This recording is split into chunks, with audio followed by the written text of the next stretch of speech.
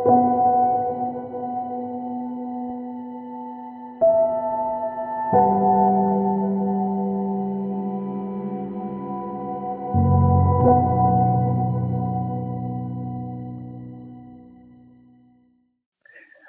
querido amigo, querida amiga, que bom que você abriu a porta da tua casa, do teu lar e recebeu essa dupla missionária aí dentro da tua casa.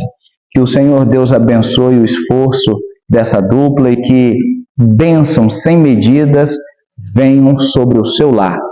Aqui no distrito de Tabatinga existem várias duplas missionárias, cerca de 70 duplas missionárias, pregando o Evangelho e abençoando os lares. E você, é um privilégio ter um homem, uma mulher, este jovem ou esta jovem, uma dessas duplas, com certeza, chegou aí na tua casa e está passando esse vídeo para você. Que o Senhor Deus te abençoe poderosamente. A mensagem de hoje é muito importante. Nós vamos falar sobre perdão e salvação relacionado ao drama da paixão. Então, sem mais delongas, quero abençoar a tua casa. Ore comigo, por favor. Poderoso Deus e eterno Pai, obrigado, Senhor, muito obrigado pela presença do Senhor conosco.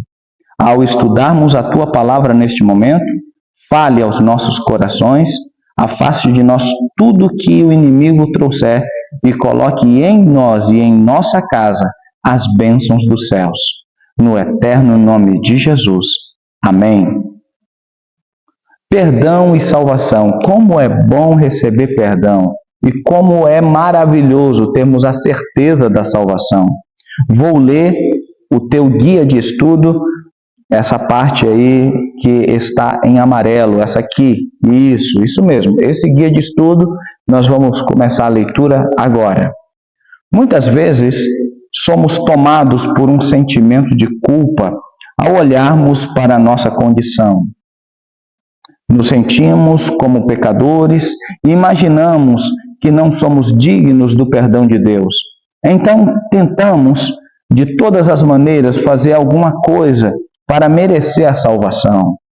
Agora descobriremos que o perdão e a salvação não podem ser conseguidos por nossos próprios méritos, mas sim pela graça de Deus. A Bíblia revela como podemos receber o perdão e a salvação. E a primeira perguntinha sobre perdão e salvação, como podemos alcançar, está no livro de 1 Timóteo, capítulo 1, versículo 15. Livro de 1 Timóteo, capítulo 1, o verso é o 15. Está escrito, 1 Timóteo 1,15, a pergunta é: qual o objetivo principal da vinda de Jesus Cristo ao mundo? Está escrito: esta é a palavra fiel e digna de toda aceitação, que Cristo Jesus veio ao mundo para salvar os pecadores, dos quais eu sou o principal. O apóstolo Paulo, ele afirma a Timóteo: olha, Jesus Cristo veio ao mundo para salvar os pecadores. Então, se você se sente pecador, parabéns. Jesus Cristo veio salvar você. Ele não veio salvar justo, ele veio convidar pecadores ao arrependimento. E Paulo afirma: olha, eu sou o principal, porque é importante lembrarmos que Paulo, ele se considerava assim pela humildade. Não que ele fosse o principal, mas ele se declara dizendo assim: se Deus teve misericórdia de mim, ele também terá de você. Continuando, de que forma demonstrou Deus, o Pai, o amor pelos pecadores? Esse texto é elementar. Como foi que Deus demonstrou o amor por você e por mim e por toda a raça humana? Livro de João 3, verso 16. Eu acho até que você sabe de cor, mas se você não sabe, vamos lá. João 3, versículo 16. Leia comigo o que está escrito em João, capítulo 3, o verso 16. Porque Deus amou o mundo de tal maneira que deu o seu Filho unigênito, para que todo aquele que nele crê não pereça, mas tenha vida eterna. Deus amou o mundo de tal maneira que não existe em linguagem humana o quanto Deus amou, ao ponto de entregar Jesus, o seu unigênito, para morrer em teu e em meu lugar. Além da fé, pergunta número 3, além da fé na morte expiatória de Cristo, o que Deus requer do pecador? Isso está no livro de Atos, capítulo 3, o verso 19. A resposta dessa pergunta, Atos, capítulo 3, versículo 19. Leia comigo, por favor, Atos 3, 19. Está escrito assim: portanto, arrependam-se e convertam-se, para que sejam cancelados os vossos pecados. Qual é a condição? Além da morte de Cristo, o que nós precisamos fazer? Qual é a nossa parte? Arrepender e converter. Isso mesmo. Não sei pelo que você está passando ou pelo que você já passou, mas uma coisa é certa: arrependa-se de tudo aquilo que desagrada a Deus. E se você não consegue se arrepender, clame ao Senhor, fale a Ele: Deus, eu não consigo me arrepender. Coloque no meu coração esse senso de arrependimento. Porque tem coisas que o ser humano faz e ele acha que não tem nada a ver. Então, se você acha que não tem nada a ver e não tem sentido de arrepender-se, ore ao Senhor em secreto. Feche a porta do seu quarto e fala: Senhor, olha, de acordo com as leis humanas, de acordo com o senso comum, isso é errado, mas eu não consigo perceber que isso é errado. Ajuda-me. E Ele então enviará o seu Santo Espírito, que nos faz conhecer a verdade. E Ele então falará a você toda a verdade. Porque você é filho de Deus e você tem acesso direto ao Pai através de Jesus Cristo. Por sua morte na cruz do Calvário, você é perdoado em Cristo. Então confie nessa graça. Vamos continuar? Número 4, pergunta número 4. Eu quero dizer aqui que também encontrei um erro de ortografia aqui, né? Para onde Lúcifer foi atirado quando foi expulso do céu? Se você está com esse guia, você vai mudar para a seguinte pergunta, porque essa pergunta, se você perceber, nós já estudamos ela na número 2, tá? O pecado na terra. Agora, a número 4 do estudo número 3, você vai mudar para a seguinte pergunta, você vai colocar aí de caneta, coloque aí: por quem morreu Cristo? Muda essa pergunta para onde Lúcifer foi atirado quando foi expulso, porque nós já estudamos, né? Inclusive a resposta está lá em Apocalipse 12, versículos 7 a 9, que ele foi expulso do céu, veio para a terra e com ele veio os seus anjos. Então você vai mudar essa pergunta para a seguinte pergunta: por quem morreu Cristo? A resposta está em Isaías 53, versículo 4 ao 5. Certamente Ele tomou sobre si as nossas enfermidades, as nossas dores levou sobre si, e nós o reputávamos por aflito, ferido de Deus e oprimido. Mas Ele foi traspassado pelas nossas transgressões, moído pelas nossas iniquidades. O castigo que nos traz a paz estava sobre Ele, e pelas suas pisaduras fomos sarados. Isso é palavra do Senhor, irmãos.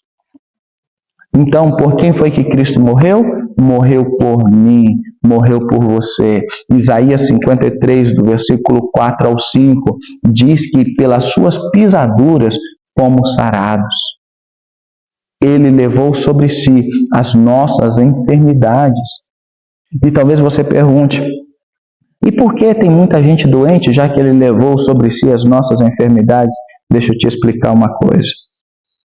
As enfermidades que ele levou sobre si é a respeito da segunda morte. Nós estávamos condenados à morte eterna. Ele leva sobre ele toda a maldição da segunda morte. No mundo que nós vivemos, é bem verdade. Você, como filho de Deus, você, como servo de Deus, pode ficar doente assim. E mesmo que venha a morrer de uma enfermidade, nós temos esperança em Cristo da vida eterna. Eu não sei se você lembra, mas Eliseu morreu de uma enfermidade. O profeta Eliseu. Só que bandos de moabitas costumavam invadir a terra naquela época. Isso está registrado na palavra. E um dia estava acontecendo um velório, e quando viram o bando dos moabitas invadindo a terra, jogaram o corpo de um defunto ali numa cova, e esse defunto, ele tocou os ossos de Eliseu, né, que tinha morrido de uma enfermidade, e Deus diz, né, que os ossos de Eliseu ressuscitaram o defunto. E, na verdade, essa passagem que se encontra nas Sagradas Escrituras, ela não se refere que os ossos tinham poder, mas ali é claro em dizer que aquele homem, enquanto vivo, mesmo doente, era ligado a Cristo, era ligado a Deus, era ligado ao anjo do Senhor, fazia milagres, era um homem que conhecia Jesus de fato. Então, se eu estou falando para alguém que está enfermo, não se turbe o seu coração. Se Deus quiser te curar, Ele vai curar. Ele levou sobre Ele todas as enfermidades da morte eterna. E Ele pagou o preço por você. Ele ama você. E mesmo que você venha a descansar no Senhor, a certeza é certa, né? Aqueles que morrem em Cristo ressuscitarão. Eu sou a ressurreição e a vida, disse Jesus. Aquele que crê em mim, ainda que morra, viverá. Nós vamos falar sobre isso, mas o perdão e a salvação vai além da enfermidade. O perdão e a salvação vai além do túmulo. O Senhor ama você. Então, por quem foi que Cristo morreu? Por nós. Por quem foi que Ele sofreu? Por nós. Certamente, Ele tomou sobre si as nossas enfermidades e as nossas dores levou sobre si. Mas em nome de Jesus, Ele venceu a morte, ressuscitou, e Ele dá esse poder para você e para mim também. Vamos para a quinta pergunta? Vamos lá? Quinta pergunta. De quantos pecados somos purificados pelo sangue de Jesus? Essa pergunta está muito fácil. Quantos pecados o sangue de Jesus te perdoa? É isso mesmo, de todo pecado. E onde está escrito? No livro de 1 João, capítulo 1, versículo 7. 1 João 1, 7. 1 João, capítulo 1, versículo 7. Vamos lá? Diz assim a palavra do Senhor. Se andarmos na luz como Ele está na luz, mantermos comunhão uns com os outros, o sangue de Jesus, seu Filho, nos purifica de todo pecado. Se andarmos na luz, que luz é essa? Você lembra da lição número 1? Lâmpada para os meus pés é a tua palavra e luz para os meus caminhos, Salmo 119, verso 105. Isso mesmo. Se andarmos conforme a Bíblia pede, se andarmos na luz, porque Cristo é luz, se andarmos conforme Cristo Jesus pede, e mantermos comunhão uns com os outros, o sangue dele é poderoso para te perdoar de todos os pecados. Mas não se esqueça, é andar de acordo com o que a Bíblia pede, do que a palavra de Deus pede, e manter comunhão uns com os outros. É isso mesmo, porque se você não tem comunhão com a pessoa com quem você se relaciona, você nunca vai ter comunhão com Deus. Eu tenho comunhão com Deus, mas eu odeio meu irmão. Mas que comunhão com Deus é essa? Ou se você odeia a pessoa a quem você vê, diz João, como é que você vai amar a Deus a quem você não vê? É impossível uma pessoa amar a Deus e odiar o seu próximo. Tá bom, eu não sei pelo que você passou, é verdade. Não sei. Mas eu sei pelo que Cristo passou por você. E na oração que Ele ensinou os discípulos, Ele diz, Pai, perdoa-lhes. E Ele disse também, perdoa-me como eu tenho perdoado. Não é melhor você perdoar essa pessoa? Tá bom, se essa pessoa cometeu algo contra você, que você não pode se achegar a ela, eu não estou falando para você se achegar e fazer amizade, mas eu estou dizendo que a tua amizade com Cristo é mais forte do que a raiva, do que o ódio que você sente por essa pessoa. E então você coloca essa pessoa nas mãos de Deus e perdoa essa pessoa. Você entendeu? Porque se você não perdoar, não tem como Deus te perdoar. Mais uma vez eu repito, não precisa se achegar a essa pessoa se ela te fez um grande mal, mas perdoa dentro do teu coração. Perdoa, porque mais beneficiada é a pessoa que perdoa do que a pessoa que é perdoada. Vamos para o próximo? Vamos para a sexta pergunta. Uma vez perdoado por Cristo, como o pecador mostra seu amor por Ele? Como é que você vai demonstrar o teu amor por Deus se Deus já te perdoou? Primeiro, perdoando, porque aquele que foi perdoado deve perdoar. E segundo, olha o que está escrito no livro de João, capítulo 14, versículo 15. Vamos lá?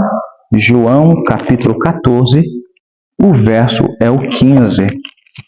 João 14, versículo 15. Está escrito: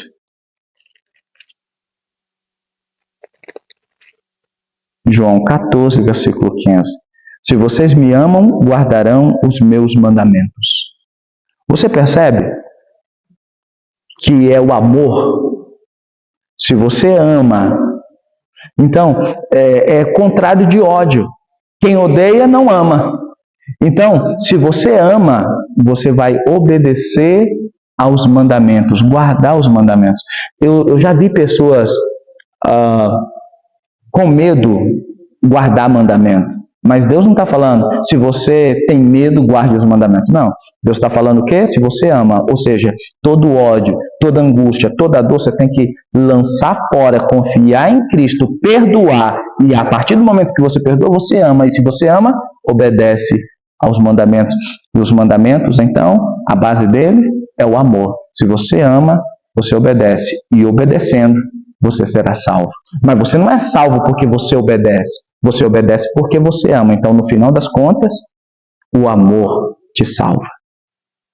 Amém? Vale a pena perdoar. Vale a pena amar. Vamos para a última pergunta, pergunta número 7. Tem Deus prazer no pecado e na morte do pecador? Mais um erro de grafia aqui, né? Mais um erro. Essa pergunta, nós já respondemos ela também na número 2, né? Está escrito em Ezequiel 33:11, né? Que Deus não tem prazer na morte do perverso, mas que se arrependa, né? A pergunta certa aqui desse tema seria: quem é nosso advogado? Se pecarmos e nos arrependermos, quem é o nosso advogado? Aí a resposta está no texto aqui, 1 João capítulo 2, versículo 1. Vamos ver quem é o nosso advogado? 1 João, você já sabe, né? Maravilha. 1 João, capítulo 2, versículo 1. Lê comigo, por favor. Meus filhinhos, escrevo-lhes essas coisas para que vocês não pequem. Mas se alguém pecar, temos advogado junto ao Pai, Jesus Cristo, justo. Você está bem de advogado, hein? Quem é o teu advogado? Quem é o meu advogado? Jesus Cristo justo. Essas coisas foram escritas para que nós não pecamos. Mas, se por algum motivo você tropeçou, caiu, não fique prostrado. O Senhor Deus quer te levantar. Ele ama você. E se você buscá-lo, você tem um advogado para te defender do acusador das almas. Quero te fazer uma última pergunta. Você aceita a morte de Cristo em seu lugar? Você aceita a vida de Cristo para que você tenha a vida eterna? Ele ressuscitou, ele vive. Você aceita a vida eterna que ele quer te dar? Você promete, pela graça de Deus, fazer a vontade de Deus porque você o ama? Amém? Graças a Deus. Sendo assim, quero orar por você. Quero orar para Deus continuar abençoando você e a sua casa. Busque ao Senhor comigo agora. Poderoso Deus, obrigado por esse lindo estudo. Obrigado, Senhor, pelo perdão, pela salvação do Senhor. Nós aceitamos a morte de Jesus Cristo em nosso lugar. Nós aceitamos a vida que Ele nos proporciona. Ó Senhor, guarda-nos, proteja-nos, afaste de nós todo o ódio, toda a mágoa, toda a dor. Queremos perdoar, pois fomos perdoados por Ti. Nos colocamos em Teus braços, no eterno nome de Jesus. Amém. Parabéns. Você foi perdoado por Cristo. Nos vemos no próximo estudo. Deus te abençoe.